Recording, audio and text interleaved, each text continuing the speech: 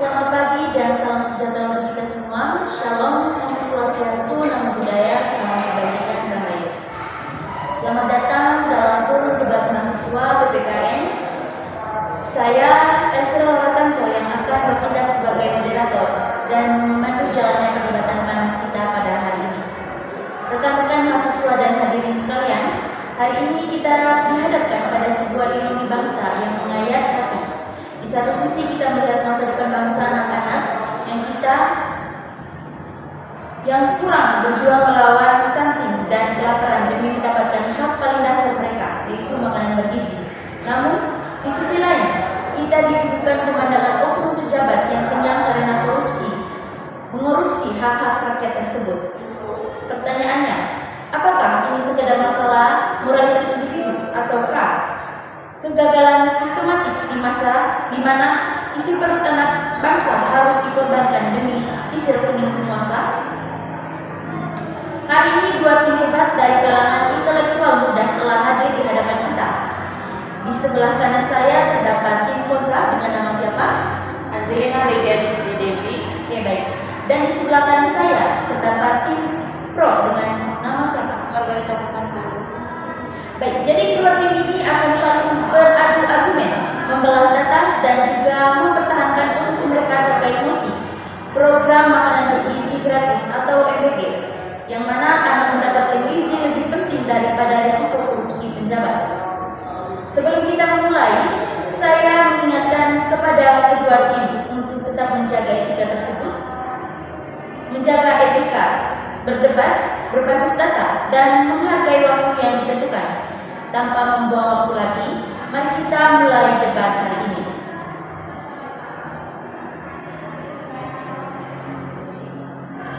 Kepada tim pro, saya persilakan.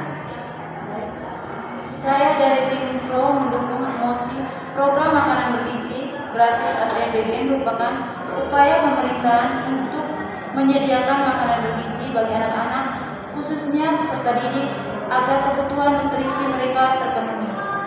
Tim pro berpendapat bahwa manfaat besar yang diterima anak-anak tidak boleh diabaikan hanya karena adanya risiko penyalahgunaan anggaran oknum pejabat. Yang harus diperbaiki adalah sistem pengawasan dan penegakan hukum, bukan menghentikan program yang bermanfaat bagi masyarakat.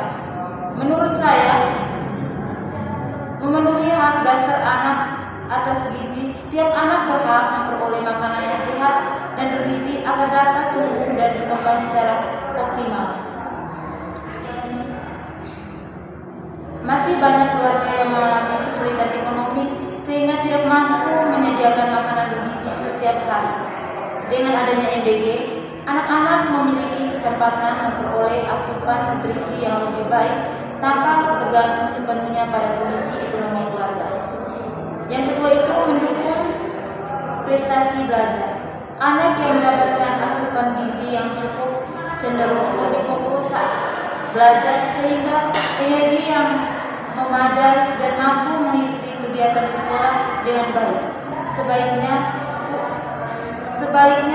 kekurangan gizi dapat menyebabkan kelelahan, sulit berkonsentrasi dan menurunnya prestasi akademik. Oleh karena itu, MBG dapat menjadi investasi untuk meningkatkan kualitas pendidikan. Yang ketiga itu mencegah masalah gizi dan stunting. Indonesia masih menghadapi tantangan terkait kekurangan gizi atau stunting di sejumlah daerah. Program MBG dapat membantu memenuhi kebutuhan nutrisi harian anak sehingga berkontribusi dalam menurunkan risiko gangguan pertumbuhan dan perkembangan. Dampaknya tidak hanya dirasakan saat ini, tetapi juga pada kualitas sumber daya manusia di masa depan. Oke, baik. Terima kasih kepada tim pro. Mari kita garis bawahi poin penting dari tim pro, yang mana MBG adalah pemenuhan hak dasar anak atas gizi, terutama bagi keluarga bersejahtera. Ini adalah investasi prestasi belajar dan solusi konkret menekankan angka stunting demi kualitas SDM masa depan. Tim pro menegaskan bahwa risiko korupsi adalah urusan oknum dan sistem hukum yang harus diperketat, bukan alasan untuk menghentikan program yang meringankan meringankan beban ekonomi rakyat dan mendorong kesejahteraan. Sekarang mari kita dengar perspektif sebaliknya dari tim kontra yang melihat bahwa niat baik tanpa sistem yang imun dari korupsi justru akan merugikan anak-anak itu sendiri. Kepada pembicara pertama tim kontra, waktu Anda 3 menit, saya persilakan. Baik. Argumen pertama, tim kontra tidak menolak pentingnya pemenuhan gizi anak, tetapi menilai bahwa program MBG memiliki berbagai permasalahan, terutama apabila pelaksanaannya membuka peluang korupsi dan penyalahgunaan anggaran oleh pejabat. Akibatnya, tujuan meningkatkan gizi anak justru tidak tercapai secara optimal.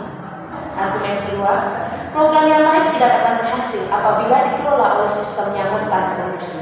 Walaupun anak-anak membutuhkan makanan bergizi, apabila anggarannya besar justru diselewengkan oleh oknum pejabat, maka kualitas makanan dapat menurun.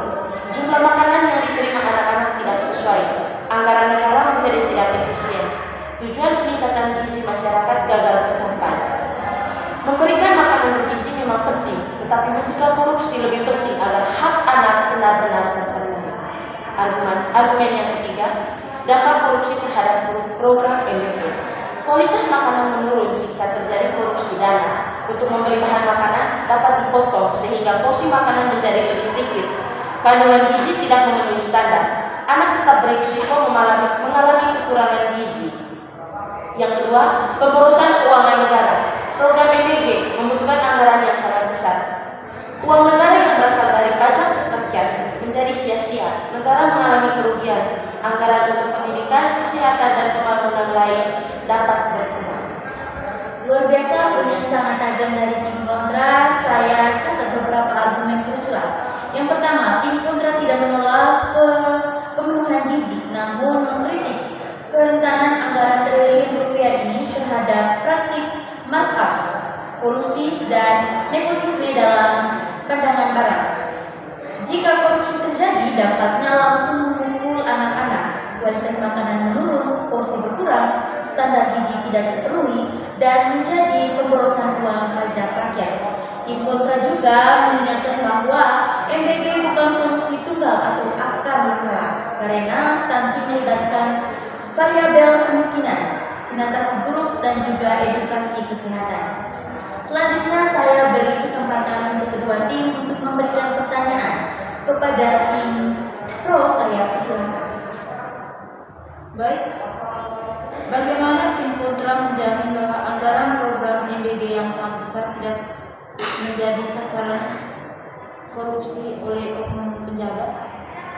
Oke, baik, saya akan menjawab pertanyaan dari tim pro. Program makanan bergizi gratis atau MBG dianggap penting bagi masa depan anak-anak Indonesia karena dapat membantu memenuhi kebutuhan gizi mereka sehingga mendukung pertumbuhan dan perkembangan yang optimal.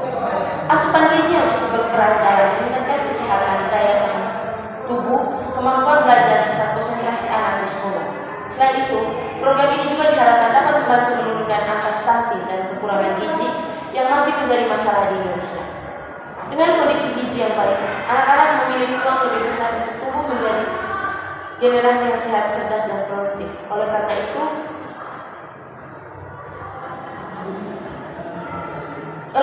MBG dipandang sebagai salah satu upaya investasi sumber daya manusia untuk mewujudkan Indonesia lebih maju di masa depan. Namun, keberhasilan program ini tetap bergantung pada pengelolaan yang transparan, tepat sasaran, dan bebas dari praktik korupsi agar manfaatnya benar-benar dirasakan oleh seluruh anak Indonesia. Oke, jawaban yang luar biasa. Saya beri waktu kepada tim kontra untuk memberikan pertanyaan kepada tim pro. Oke, baik. Saya akan memberikan pertanyaan kepada tim pro. Bagaimana tim pro menjamin bahwa anggaran program MBG yang sangat besar tidak menjadi sasaran korupsi oleh oknum pejabat? Baik, saya akan menjawab dari tim pro, tim kontra. Saya dari tim pro menyadari bahwa anggaran program makanan bergizi gratis atau MBG yang besar memiliki risiko penyalahgunaan. Namun solusi yang tepat bukan menghentikan programnya, melainkan memperkuat sistem pengawasan dan akuntabilitas. Pemerintah dapat menggelarkan audit rutin, transparansi penggunaan anggaran,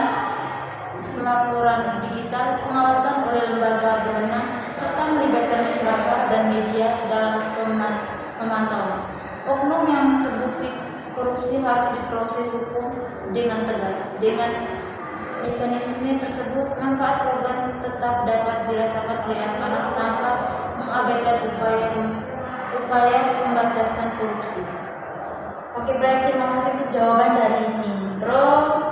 Setelah memasuki sesi tanya jawab, saya akan memberikan pertanyaan kepada tim Pro.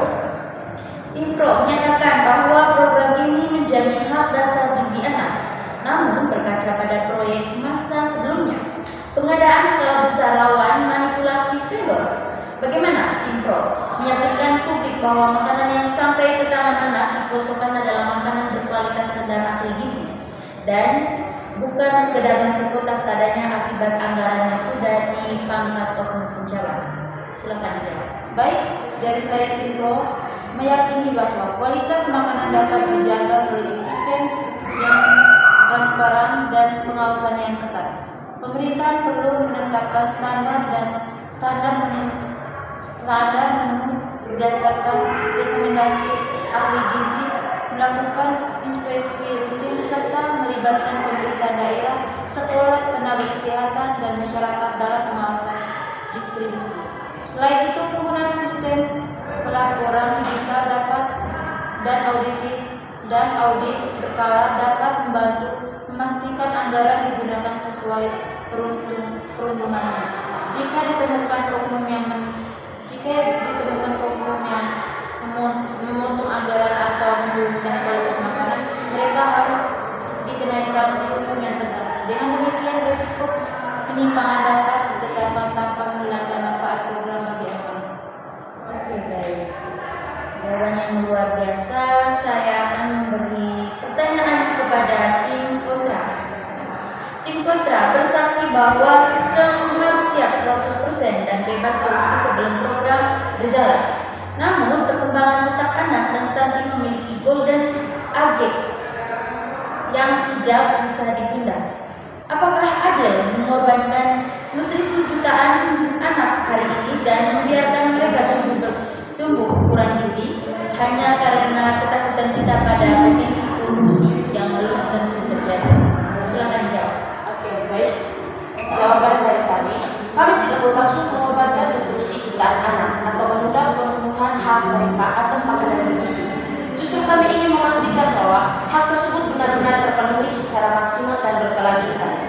Kekhawatiran terhadap korupsi bukanlah ketakutan yang tidak berdasar, melainkan risikonya yang sering terjadi dalam berbagai program dengan anggaran besar. Memberikan makanan bergizi kepada anak memang penting, tetapi pelaksanaannya harus disertai dengan sistem pengawasan yang kuat agar kualitas dan jumlah makanan yang diterima anak sesuai dengan tujuan program. Jika anggaran diselewengan, maka yang paling dirugikan adalah anak-anak itu sendiri karena mereka tidak memperoleh manfaat yang seharusnya. Selain itu, penanganan masalah gizi tidak harus menunggu sistem menjadi sempurna 100%, tetapi pemerintah harus memastikan adanya transparansi, akuntabilitas, dan mekanisme pengawasan yang ketat sejak awal pelaksanaan. Dengan demikian, kebutuhan gizi anak dapat dipenuhi tanpa mengabaikan risiko korupsi yang dapat merugikan masa depan mereka. Kami tidak menolak pemenuhan gizi anak, tetapi kami menolak pengelolaan yang membuka peluang korupsi. Anak-anak membutuhkan makanan bergizi, dan mereka juga berhak mendapatkan program yang bersih, transparan, serta benar-benar memberikan manfaat secara optimal. Oke, baik, luar biasa. Debat hari ini memberikan kita kedalaman pikir yang sangat kaya. Dari tim Pro, kita diingatkan bahwa Pancasila adalah komitmen moral yang aktif. Kita tidak boleh membiarkan anak-anak bangsa kekurangan gizi karena kemanusiaan dan keadilan sosial menurut tindakan nyata negara untuk hadir langsung di piring makan mereka. Dari tim kontra, kita diperingatkan secara tegas tentang etika Pancasila bahwa niat baik tidak boleh mengabaikan integritas proses. Korupsi bukan skandal kerugian finansial, melainkan pengkhianatan total terhadap keadilan sosial dan persatuan bangsa. Pancasila tidak memisahkan antara pemenuhan gizi anak atau kemanusiaan dan kebersihan moral pejabat atau keadilan etika. Keduanya harus berjalan beriringan. Program makan bergizi gratis wajib dilaksanakan demi martabat kemanusiaan Indonesia, namun dengan syarat mutlak menerapkan transparansi radikal sebagai wujud pertanggungjawaban moral kepada Tuhan Yang Maha Esa dan seluruh rakyat Indonesia. Terima kasih kepada kedua tim. Debat hari ini resmi saya tutup. Mari kita pengawal Pancasila dalam tindakan. Selamat siang dan